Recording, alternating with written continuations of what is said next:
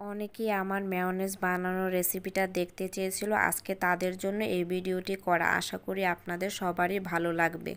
যেহেতু আজকে আমি একটু বেশি করে মেয়োনেজ বানাবো, তাই 4টা ডিম নিয়ে নিলাম, 4 টেবিল চামচ পাউডার দুধ, 1 টেবিল চামচ ব্ল্যাক পেপার, সামান্য পরিমাণ লবণ, আর 4 টেবিল চামচ চিনি, আর সামান্য পরিমাণ লেবুর রস নিয়ে নিলাম। আর একটা ডিমের জন্য 1 কাপ তেল দিলে মেয়োনেজটা খুব দ্রুত বানানো যায়। আর যদি এর থেকে কম তেল দেওয়া হয় তাহলে একটু সময় লাগে মেয়োনেজটা বানাতে। তো আমিও 4টা ডিমের জন্য 3 কাপ তেল ব্যবহার করব আজকে।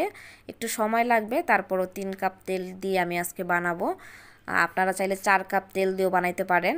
তো আমি প্রথমে ব্লেন্ডারে 3 টেবিল চামচ তেল দিয়ে নিব, তারপর 1 থেকে 2 মিনিট ব্লেন্ড করে আবার 3 টেবিল চামচ তেল দিব। এভাবে করেই আসলে পুরো তেলটা শেষ করব। দেখব যে এভাবে করে যখন পুরো তেলটা শেষ হয়ে যাবে তখন আমার মেয়োনেজটাও রেডি হয়ে গেছে। এই যে কত সুন্দরভাবে একদম।